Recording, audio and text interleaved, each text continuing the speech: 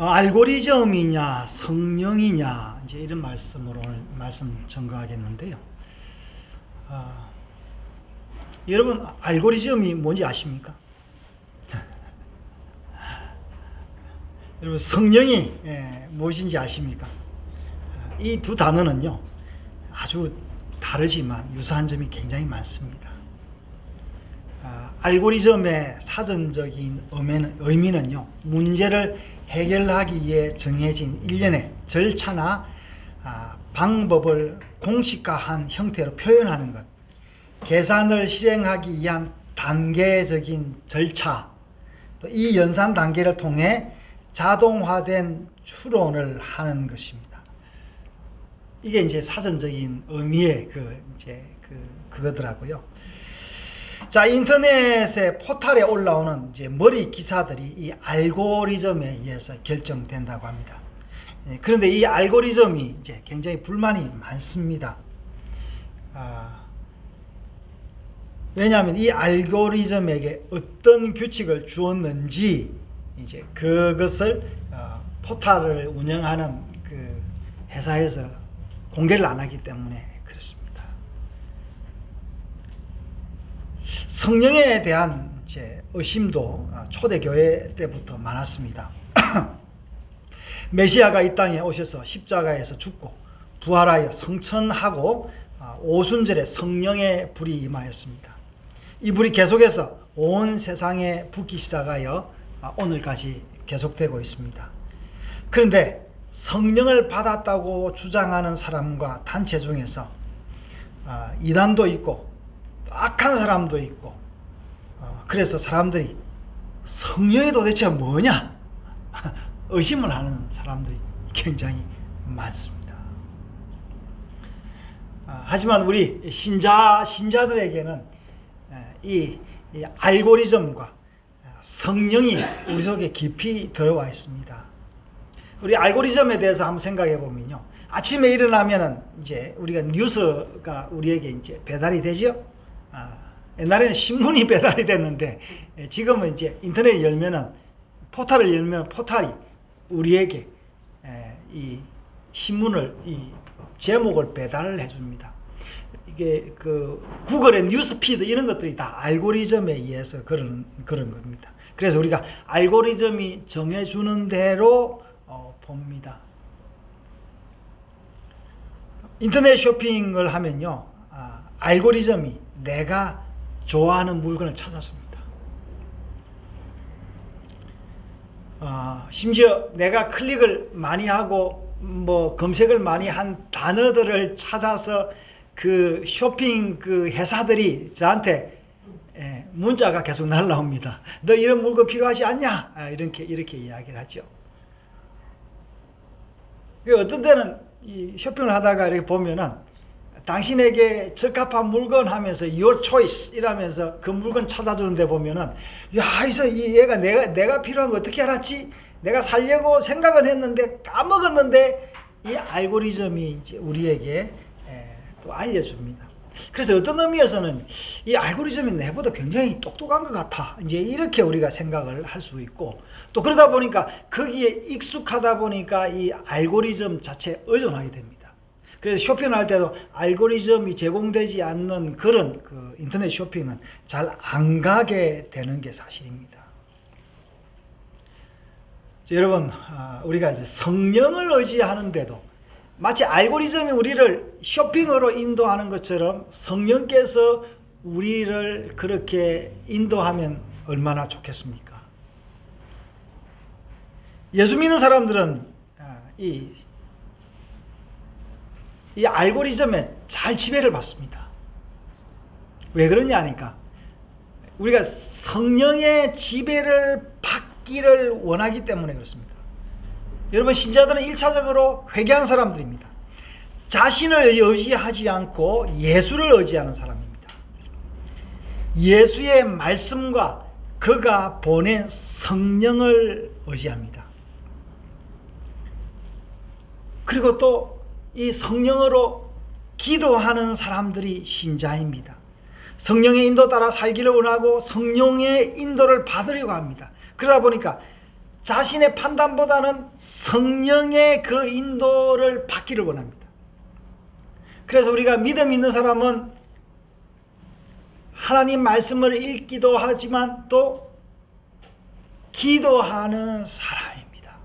기도 가운데 성령이 우리에게 또 나타나셔서 우리를 인도하기를 원하는 사람들이 신자입니다. 그리고 혹시 이제 우리가 좀 믿음이 부족하고 성경에 대한 지혜가 부족하면은 나보다 더 믿음이 좋은 사람에게 물어보고 기도를 부탁을 합니다. 자, 이제 이렇듯 이제 성령과 이 알고리즘이 이제 우리에게 많이 들어와 있습니다.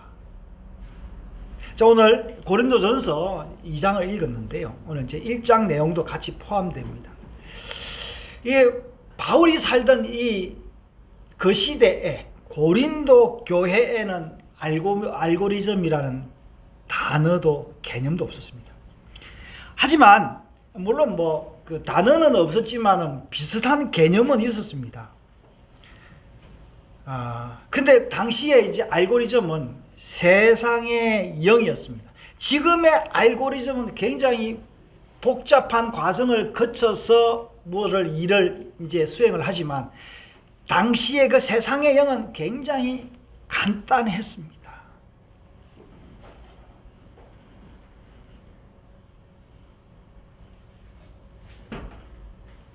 바울은 세상의 영과 성령 사이에 살면서 이 고린도 교회를 개척했고 고린도 교인들에게 또 성령의 인도를 전했습니다. 하지만 그것은 굉장히 쉽지 않았습니다. 여러분, 제가 이 인터넷 시대에 비대면 시대에 성령의 인도를 이야기하는 것은 굉장히 참 어찌 보면 굉장히 어리석은 것 같습니다. 저 사람이 저렇게 예수를 전하고 성령의 인도를 전하는데 과연 하나님이 계시냐? 어떻게 보면 알고리즘은요, 우리 성령보다 우리의 필요에 더 민감한 것 같습니다. 그리고 우리는 마치 성령이 필요가 없습니다. 여러분, 성령이 언제 필요합니까? 우리가 힘들고 불편하고 고생하고 이럴 때 성령의 인도가 필요하지 않습니까? 근데요, 지금은 보십시오. 우리나라 같이 잘 사는 나라는 이제 또 문 대통령이 미국 가서 또 많은 뭐를 해가지고 또 많이 물고 올 것입니다. 그래서 이제 세금이 남아 돌아가서 학비며 가난한 사람들에 대한 지원이 굉장히 많습니다. 그냥 여러분, 넉넉하게는 못 살아도 우리가 여기는 일 안 해도 굶고 살지는 않습니다.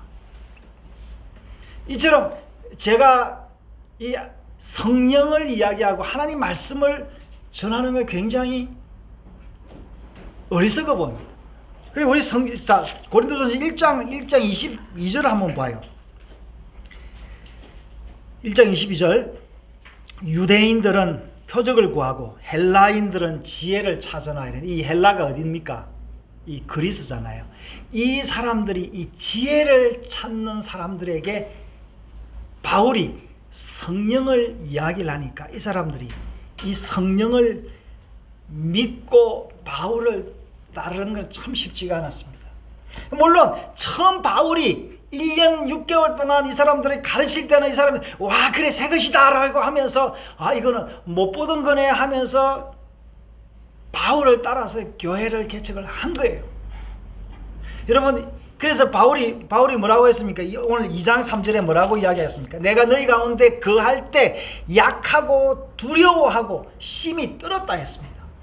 왜냐니까 이 교회는요, 상당히 이 지혜로운 사람들이 굉장히 많았습니다. 여러분, 지금도 이제 고린도에 보면요, 그 당시에도 고린도가 굉장히 유명한 항구였습니다. 왜 항구였냐 하니까 지금은 이게 고린도에 그 운하가 있어요. 여러분, 세계 3대 운하가 뭔지 아십니까? 수에즈 운하, 또 파나마 운하, 또 하나가 못 들어봤죠? 이 세 번째 운하가 이 고린도 운하입니다. 근데 이 고린도 운하는요, 그 당시에는 완전히 뚫려 있지 않았습니다. 이 1893년인가요? 그때 그 고린도 운하를 뚫었는데, 이제 운하를 뚫어서 이 에게해와 저쪽 어디입니까? 저 고린도만을 연결하는 이제 그걸 했는데, 이 연결하기도 전에 이제 그 당시 로마 시대 때부터 이것을 뚫으려고 했는데 기술이 모자라서 못 뚫었는데, 그래서 그 당시 사람들이 이 운하를 못 뚫으니까 배가 그까지 가가지고 배에 바퀴를 달아가지고 저쪽 고린도만으로 연결했다라는 그런 이제 그림과 이제 기록들이 있는데, 이처럼 고린도라는 도시는 상당히 세계적인 도시로서 사람들이 모였습니다. 그래서 이 고린도 교회를 개척한 사람이 누구냐 하니까 브리스길라와 아굴라라는 그 유대인과 바울인데요. 이 브리스길라와 아굴라가 로마에 살다가 쫓겨나서 본도 이제 본래 그 브리스길라 아굴라는 아시아의 터키 위쪽에 본도라는 데 살다가 로마에 살다가 다시 고린도에 와서 이제 살고 있었는데, 그때 개척한 교회가 이 고린도 교회입니다. 이처럼 이 고린도라는 도시는 이 상업적으로 굉장히 유명한 도시였기 때문에 사람들도 많이 모였기 때문에 여기에 있는 사람들이, 똑똑한 사람들이 굉장히 많았다는 거예요. 그래서 여기 이제 보면은 여기 많이 나오잖아요. 결혼 이야기, 소송 이야기가 나와요. 소송. 여러분, 소송은 누가 합니까? 똑똑한 사람이 합니까? 그렇죠. 그 소송은 부자들이 소송을 하잖아요. 세상 법정에. 그러듯이 이 도시는 굉장히 똑똑한 사람들이 많았습니다. 근데 이 똑똑한 사람들 1년 6개월 동안 바울에게 가르침을 받고 교회를 개척을 해서 이 교인들이 살고 있었는데, 이 교회가 문제가 생겼습니다. 그래서 바울이 쓴 편지가 고린도서입니다. 저희가 지금 이제 하브토버 그 인터넷 방송을 두 개를 같이 병행을 하고 있는데, 민수기를 같이 하고 있습니다. 고린도 전서하고. 여러분, 이 고린도 교회와 광야에 있는 이스라엘 백성들이 굉장히 비슷합니다. 이스라엘 백성들은 이집트를 나와서 광야에서 성막을 지었습니다. 거의 1년이 되어 성막을 봉헌하고 지파별로 인구 조사를 하고 대를 정비하여 가나안으로 행진하였습니다. 그들은 구름 기둥과 불 기둥으로 인도받으며 행진을 했습니다. 그런데 이 백성들이 불평하고 심지어 아론과 미리암도 모세를 비방했습니다. 그래 이러다 보면서 이제 이렇게 해서 의심해서 12정탐꾼을 가나안에 보냈는데, 그 12정탐꾼 중에 10정탐꾼이 믿음이 없는 보고를 해서 우리가 가나안을 정복할 수 없다라고 이야기를 합니다. 그래서 이 사람들이 그 일로 말미암아 40년을 방황하게 됩니다. 근데 그 이후에도 고라자손이 모세를 향하여 구태달라고, 이외에도 온갖 불신과 음행을 저지른 일들이 민수기에 기록되어 있습니다. 고린도 교회도 마찬가지입니다. 1년 6개월에 바울의 가르침을 버리고 이 사람들은 팔을 만들어서 이파 저파 만들어서, 그 당시에 아마 그 아볼로가 굉장히 그 똑똑했는데, 뭐 지금 말하자면 철학 교수 정도 됐는데, 아볼로 팔을 만들어서 바울을 대적해 버렸습니다. 교회 안에 음행이 있었고 우상을 섬겼고 많은 소송이 있었던 것 같습니다. 이 고린도 교회 사람들은 마치 이스라엘 백성들이 광야에서 살면서 자기 마음대로 살던 것처럼, 이 사람들도 사람의 영으로, 세상의 영으로, 세상의 지혜로 살면서 온갖 문제들을 교회에 다 가지고 왔습니다. 그래서 교회 안에 무슨 문제가 생겼냐 그러니까, 마치 사람들이 이 교회를 보면서 과연 이 사람들이 교인으로서의 가치가 있느냐, 고린도 교회 사람들을 보면서 저 사람들이 믿는 사람이 맞느냐? 저 사람들을 보니까 하나님이 없는 것 같아. 여러분, 이스라엘 백성들을 보면서 어때요? 이스라엘 백성들 이런 출애굽기, 민수기 보면요, 과연 이 사람들이 하나님의 인도를 받고 있다고 생각이 됩니까? 하늘에서 불이 내려와서 하나님의 임재를 보여줬는데 이 사람들은 그 임재를 인정하지 않고 돌아서면 죄짓고 돌아서면 나쁜 짓다.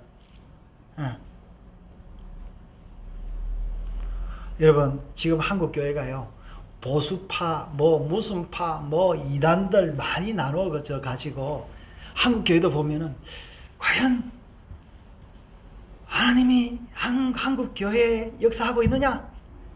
여러분, 한국 교회 갈 필요도 없습니다. 여러분, 우리 집도 보고, 여러분, 우리 집도 이렇게 보면 저도 목사지만 과연 하나님이 이런 나를 사랑할 수 있겠냐? 여러분은 어떻습니까?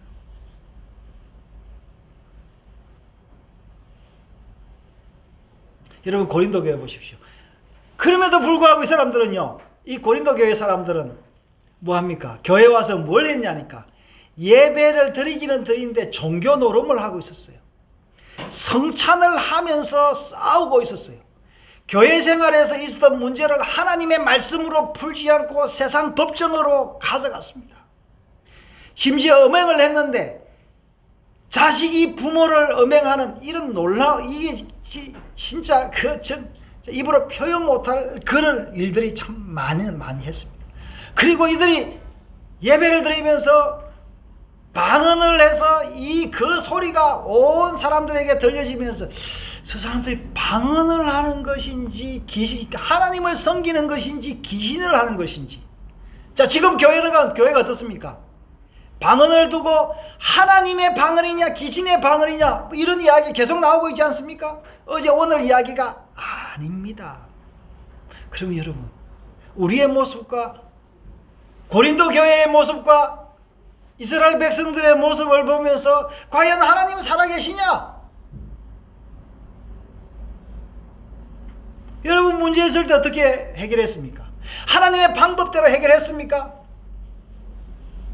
여러분, 저도 많은 경우에 제 인간적인 방법으로 일을 해결하려고 했고, 기도하면서 기도는 했지만 결과적으로 하나님의 뜻보다는 내 욕심을 따라간 적이 많이 있습니다.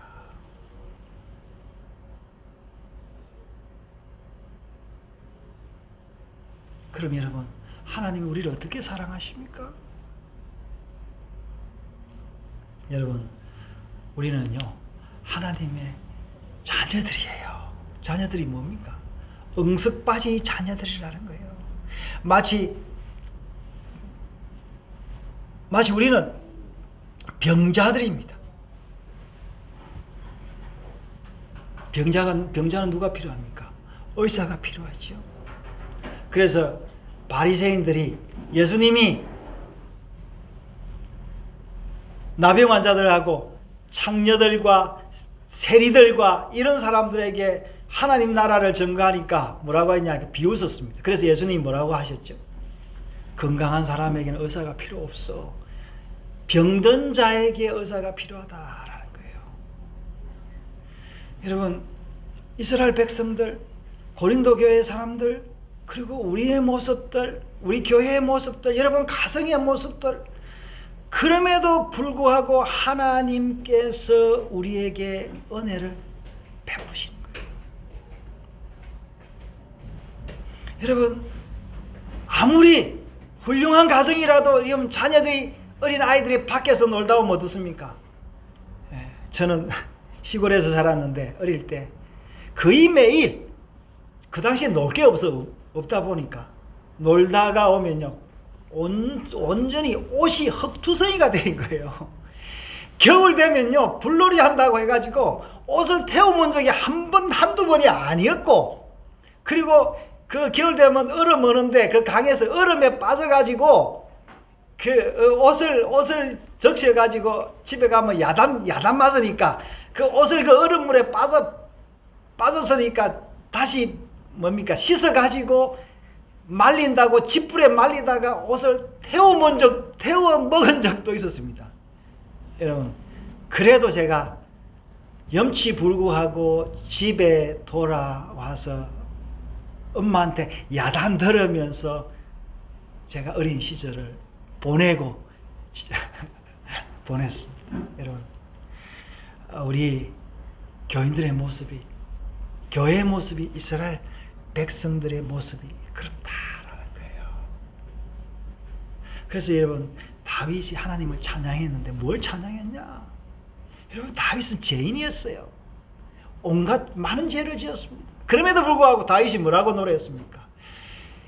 여호와는 나의 목자시니, 이렇게 했어요. 여호와는 나의 목자다. 예. 여러분, 우리는 하나님의 어린 양이에요. 하나님은 우리의 목자이시기 때문에 우리를 인도하시는 분이십니다. 이런 자녀들이, 자, 오늘 보니까요, 2장에 보니까 뭐라고 이야기했습니까? 하나님의 영이 있고 사람의 영이 있다, 이야기했죠.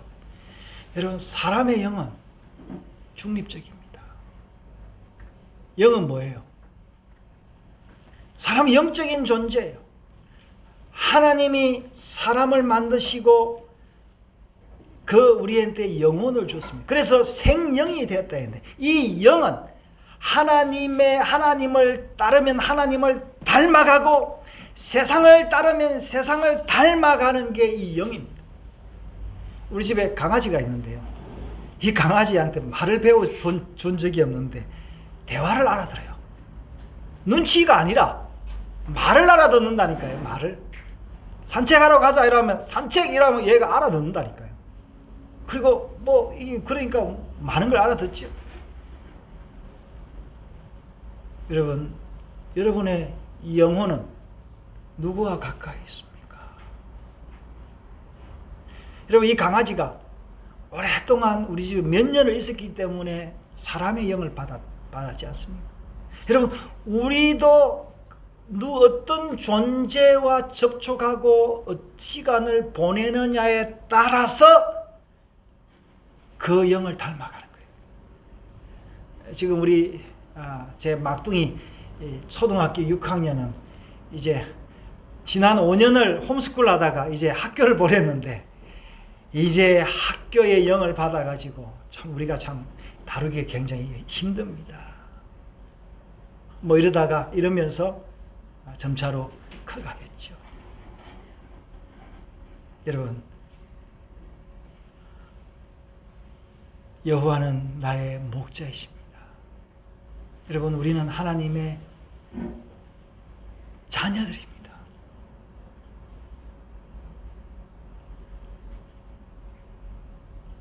자녀들이 왜 부모 밑에 있습니까? 부모님의 사랑이 필요하니까 부모님이 있죠. 그래서 아이들이 크면은 부모를 벗어나잖아요. 여러분, 우리가 이때 부모로서 섭섭하다 이럴 수 있지만 그렇지 않습니다. 여러분, 이 자녀들은 이제는 부모님의 사랑보다 더 큰 사랑이 필요하기 때문에 떠나는 거예요. 여러분, 하나님의 사랑은요, 우리 부모님의 사랑하고 다릅니다. 부모님의 사랑은 모자라서 우리 자녀들이 떠나가지만, 우리 부모님의 사랑은 점점 연약해서 쪼그라들지만, 하나님의 사랑은 한이었기 때문에 우리가 하나님의 영으로 늘 체험받을 수 있습니다. 그래서 바울은, 여러분, 고린도 전서를 보면요, 고린도 전후서를 보면은 이 바울은 하나님의 마음을 가지고, 오늘 마지막 절에 뭐라고 이야기하고 있습니까? 16절에 누가 주의 마음을 알아서 주를 가르치겠느냐 하면서 우리가 그리스도의 마음을 가졌다라고 이야기했습니다. 여러분, 민수기를 가만 보십시오. 모세가 이스라엘 백성들이 그렇게 반항하고, 심지어 자기 누나와 형님이 자기를 비방하고, 고라 자손들이 쿠데타를 일으켜서 자기를 죽이려고 하는데도 모세는 그들을 같이 대적하지 않고 참고 하나님께 엎드려 기도했습니다. 그들은 하나님의 영을 가졌기 때문에 그 사역을 할 수 있었습니다. 여러분, 제가 이 개척교회를 지난 7년 동안 이제 7년 채워가고 있습니다. 할 수 있었던 것은 하나님의 영으로 버티려고 했기 때문에 그렇습니다. 물론 제가 인간적인 그런 생각들도 많이 있었습니다만은 그래도 제가 하나님의 영이 저를 붙들고 있었기 때문에 그렇습니다. 사랑하는 여러분, 사람의 영, 여러분 인터넷의 온갖 지혜와 알고리즘, AI, 여러분 우리가 뭐 필요하면 어디 갑니까? 구글 가잖아요. 구글에 모든 것이 다 있는 것 같습니다. 그러나 여러분, 우리의 진정한 영혼의 필요는 알고리즘도 모르고 구글링으로도 알 수가 없습니다.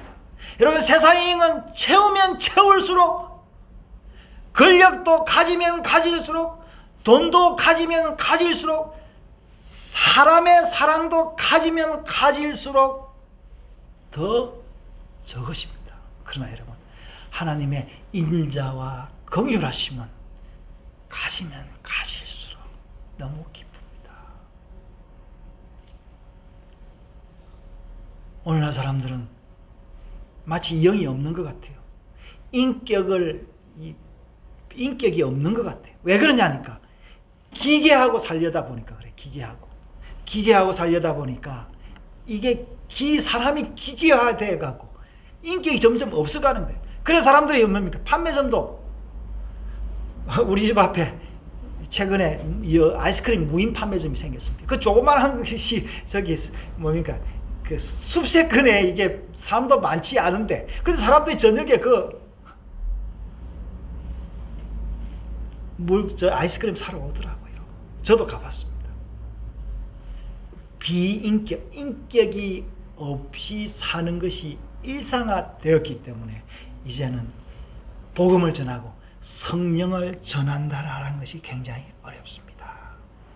사랑하는 여러분, 이 고린도 교회가 이 세상의 영이 난무했는데, 우리 교회는 이 알고리즘과 온갖 세상의 문명의 이기들이 난무해서 성령의 지혜로 살아가는 게 어렵습니다.